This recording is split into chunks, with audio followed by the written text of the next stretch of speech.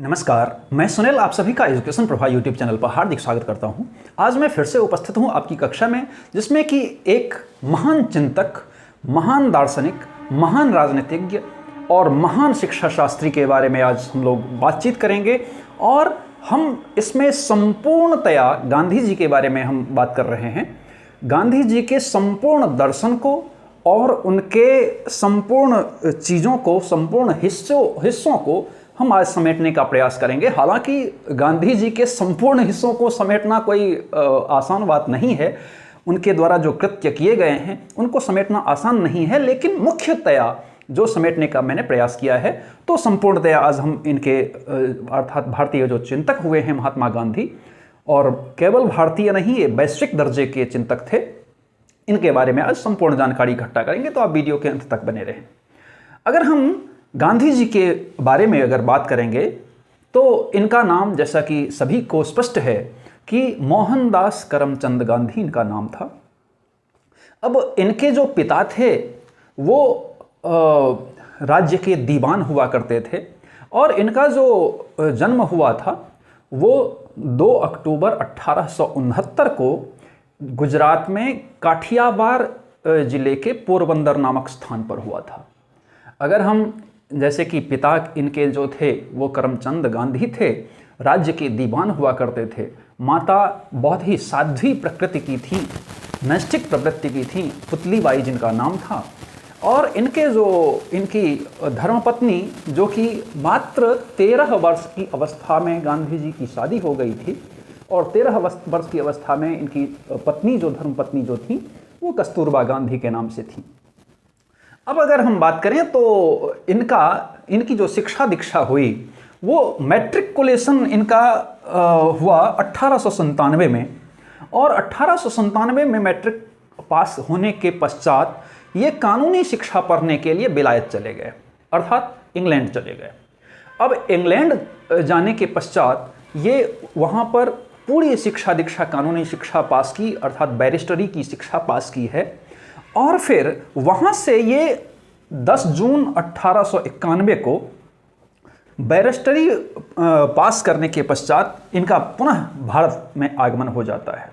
अब जब भारत में आगमन हो जाता है तो पुनः जब बैरिस्टरी पास, इन्होंने लॉ की परीक्षा पास कर ली है, तो फिर 1893 में ये एक मुकदमे के सिलसिले में दक्षिण अफ्रीका के लिए रवाना हो जाते हैं। अब जब दक्षिण अफ्रीका के लिए 1893 में रवाना होते हैं तो वहाँ पर ट्रेन की घटनाएं जो होती हैं, जिसमें कि गोरा और काले वाला जो भेद है, इनके पास फर्स्ट क्लास टिकट भी था रेल का। पश्चात उसके जो वहाँ के टीटी थे वगैरह, वो मिल करके इनको फेंक देता है, और वही चीज़ इनके मन में एक घर कर गया। तो वहाँ से इनके जीवन की जो दशा और दिशा थी वो संपूर्णतया बदल गई। और वहाँ पर जब यहाँ रहे, दक्षिण अफ्रीका में काफ़ी दिनों तक रहे हैं, तो वहाँ पर इन्होंने देखा कि भारतीय लोग जो हैं उनकी दशा दिशा बहुत ही खराब थी। जो कि वो जो ट्रेन से फेंका हुआ इनको जो फेंक दिया गया, और वहाँ के जो भारतीय थे उनकी स्थिति बहुत ही दयनीय थी, और वो चीज़ इनको विवश कर दिया कि वो एक प्रकार से सबकी सहायता के लिए वो तत्पर हुए। तो उसमें यहाँ पर आप देखेंगे तो फिर 1911 में एक ट्रांसवाल नामक स्थान था। उसी ट्रांसवाल नामक स्थान पर एक मिस्टर पोलक थे, जो कि इनकी सहायता में तत्पर हुए। जो कि मिस्टर पोलक की सहायता से इन्होंने टॉलस्टॉय फॉर्म की स्थापना कर दी। कब? 1911 में।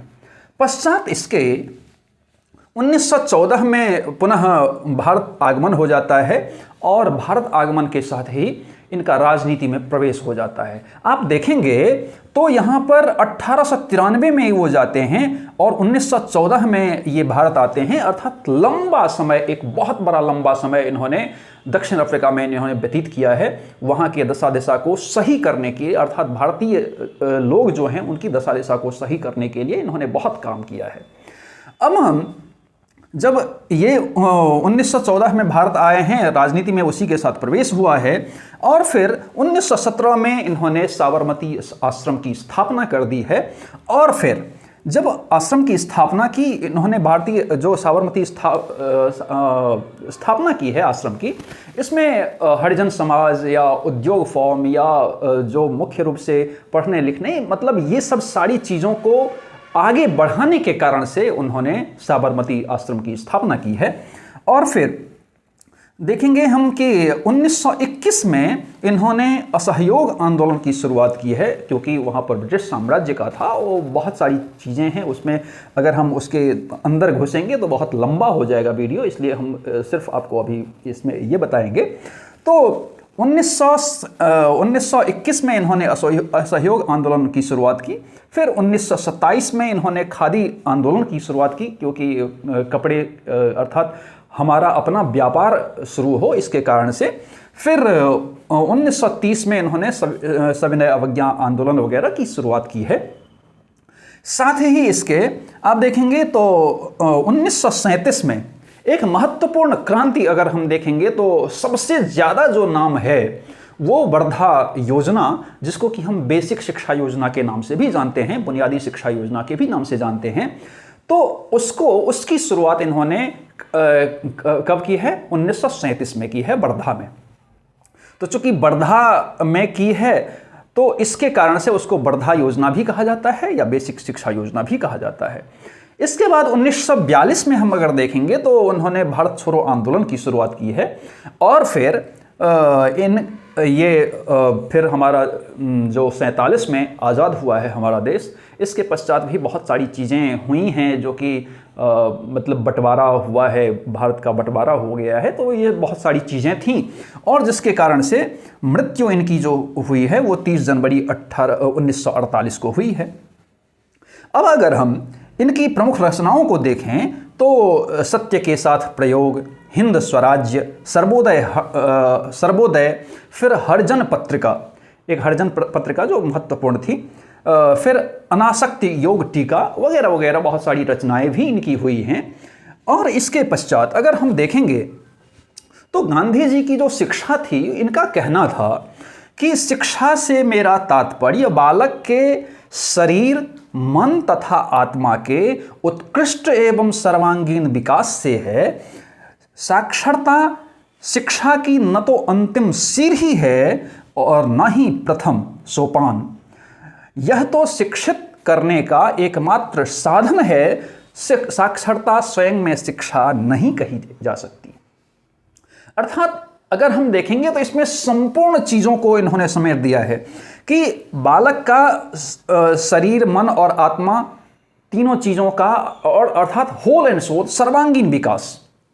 और हम जो आज साक्षरता और साक्षरता की बात करते हैं, अब हम लोग आज भारत में क्या करते हैं कि अगर किसी को अपना नाम लिखने आ जाता है, हम उसको साक्षर कहते हैं। और एक प्रकार से अब भैया ये बताइए कि वो भारत में साक्षरता का दर बढ़ाने से क्या होगा? हम साक्षरता दर बढ़ाने की ओर हैं, हम शिक्षित का दर बढ़ाने की ओर अग्रसर नहीं हैं। ये बहुत ही आज भी खेदजनक है कि हम सिर्फ और सिर्फ साक्षरता का दर बढ़ाने की स्थिति में होते हैं, और कोई भी राज्य, कोई भी चाहे केंद्र हो या कोई राज्य हो, अगर उसकी साक्षरता दर थोड़ी सी आगे बढ़ती है तो हम बड़े ही खुश हो जाते हैं। भैया साक्षरता दर मत बढ़ाओ, वो आप शिक्षित का दर बढ़ाओ, क्योंकि शिक्षित का दर अगर बढ़ाएंगे तो भारत का उत्थान होगा। साक्षरता दर बढ़ाने से भारत का उत्थान कतई नहीं होगा। इसीलिए इन्होंने कहा है कि साक्षरता शिक्षा की न तो सीढ़ी है और न ही अंतिम सोपान। इसीलिए अगर हम साक्षरता को अगर स्वयं में शिक्षा कभी नहीं कही जा सकती है। फिर अब इनके जो शिक्षा के उद्देश्य हुए हैं वो बहुत ही संतुलित थे, अर्थात संतुलित व्यक्तित्व, जीविकोपार्जन के ऊपर उन्होंने बल दिया है। तो सबसे पहले अगर संतुलित व्यक्तित्व को देखेंगे तो इनका कहना था कि शिक्षा ऐसी होनी चाहिए जो कि एक संतुलित जीवन जीने के लिए सहयोग प्रदान करे। अर्थात हम शिक्षा ऐसी ग्रहण करें जो कि जिसके लेने से जिस शिक्षा को लेने से हम किसी भी परिस्थितियों में खुद को संतुलित कर पाएं।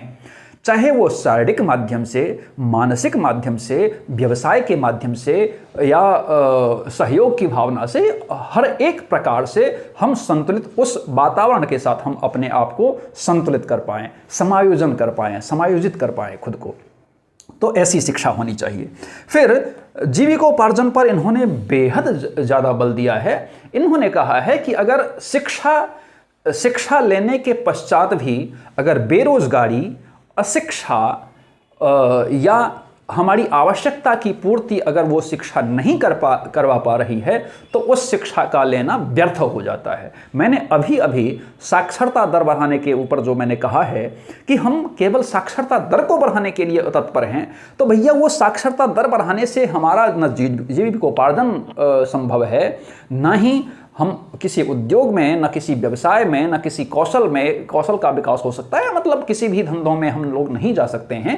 तो जीविकोपार्जन अर्थात शिक्षा से तात्पर्य मेरा ऐसा है जिसको लेने के पश्चात वो खुद को किसी रोजगार में समावेशित कर सके। फिर नैतिक व आध्यात्मिक विकास, तो इनका चूंकि आदर्शवादी मुख्य प्रवृत्ति इनका आदर्शवादी था, तो इसमें इन्होंने नैतिक विकास पर बहुत ही ज़्यादा जोर दिया है कि अगर शिक्षा लेने के पश्चात शिक्षा ऐसी हो जो कि नैतिकता का विकास करे, आध्यात्मिकता का विकास करे, क्योंकि इनके शिक्षा का जो अंतिम उद्देश्य है वो क्या है? आत्मानुभूति है, जो आदर्शवादी शिक्षा का है। तो आत्मानुभूति का है, तो इन्होंने क्या किस पर बल दिया है? तो आध्यात्मिक विकास पर भी बल दिया है। फिर सांस्कृतिक विकास, इन्होंने कहा है कि सांस्कृतिक जो संस्कृति हमारी है वो संस्कृति के द्वारा ही शिक्षा लेनी चाहिए, अर्थात शिक्षा ऐसी हो जो हमारी संस्कृति को बढ़ावा दे सके, अर्थात हम अपने कल्चर से दूर नहीं जाएं। ऐसी शिक्षा ना हो कि जो हमारे अपने कल्चर को ही दूर कर दे, शिक्षा ऐसी नहीं। अर्थात शिक्षा ऐसी होनी चाहिए जो हमें अपनी संस्कृतियों या विरासतों को आगे बढ़ाने में सहयोग प्रदान करे। फिर इन्होंने फिर मुक्ति पर बल दिया है। मुक्ति पर यह बल दिया है कि चूंकि शिक्षा ऐसी हो जो सांसारिक मोह माया से दूर लेके जाए, अर्थात केवल हमारा छल कपट, केवल दुनियादारी ऐसी शिक्षा ना हो, बल्कि शिक्षा ऐसी हो जो कि हमारा जो एक अपना बंधा हुआ स्तर है उससे हम उच्च बढ़ सकें और सभी को एक समान दृष्टि से हम लोग देख सकें। यही इनकी मुक्ति, और इन्होंने इस मुक्ति की शिक्षा में की है कि या विद्याया विमुक्तये, अर्थात शिक्षा ऐसी हो जो मुक्ति के रास्ते को अग्रसर बनाए। फिर आत्मानुभूति की शिक्षा, तो आत्मानुभूति की शिक्षा इन्होंने, मैंने बताया कि आदर्शवादी ये प्रमुख रूप से आदर्शवादी थे, तो इनका अंतिम उद्देश्य जो था वो आत्मानुभूति था, अर्थात हमारी आत्मानुभूति ऐसी हो जो कि सबके साथ सहयोग प्रदान करे और सबसे ऊपर वो हमें शिक्षा के द्वारा हम ऊपर, हमारा स्तर ऊपर जा सके। फिर इन्होंने ये 3 R's को इन्होंने अवॉइड किया है। इन्होंने कहा है कि ये 3 R's जो है, रीडिंग, राइटिंग एंड अर्थमेटिक, इसकी जगह पर आप 3 H को बढ़ावा दीजिए। 3 H को बढ़ावा दीजिए जो कि hand, head and heart. Hand से तात्पर्य इनका है कि हमारी शिक्षा ऐसी हो जो कि किसी भी व्यवसाय को, अर्थात क्रियाशीलता को क्या करे, वो बढ़ाए, अर्थात क्रियाशीलता की भावना को बढ़ाए, उद्योगी भावना को बढ़ाए, व्यवसाय की भावना को बढ़ाए। शिक्षा ऐसी हो, अर्थात व्यावसायिक शिक्षा पर इन्होंने बहुत ज़्यादा फोकस किया है। इससे ये पता चलता है कि हैंड से, हेड से तात्पर्य ये है कि शिक्षा ऐसी हो जो कि मानसिक स्वास्थ्य को क्या करे, अग्रसारित करे, अर्थात शिक्षा ऐसी ना हो जो कि हमारे सोच का ही विकास ना कर सके, अर्थात शिक्षा ऐसी हो जो हमारी सोच की सकारात्मकता को क्या करे, बढ़ाए और सृजनात्मकता को, कल्पनाशीलता को क्या करे, वो बहुत ऊंचा उठाए।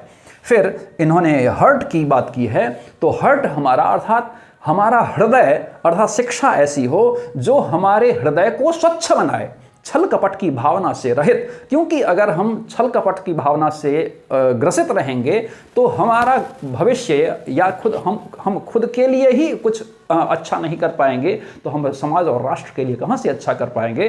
तो शिक्षा ऐसी हो जो हमारे हृदय को भी क्या करे, तो छल कपट की भावना से निकाले बाहर। फिर अगर हम देखेंगे तो ये देखते हैं कि गांधी जी का जो दर्शन था उसका आधार जो था वो क्या है, आदर्शवाद है।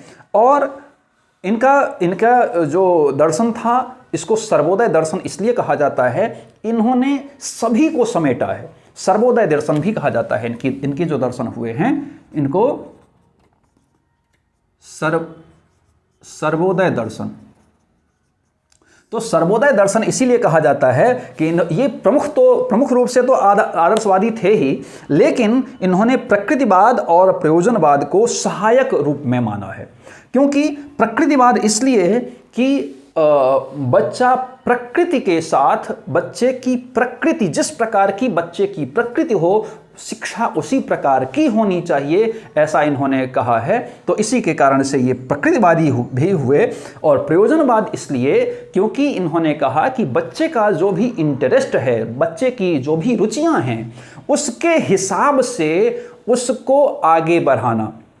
बच्चे की जो भी रुचियां हैं उसके हिसाब से उसको किसमें, तो उसका प्रयोजन अर्थात उसको उस व्यवसाय के माध्यम से उसको आगे बढ़ाना, क्रियाशीलता को आगे बढ़ाना।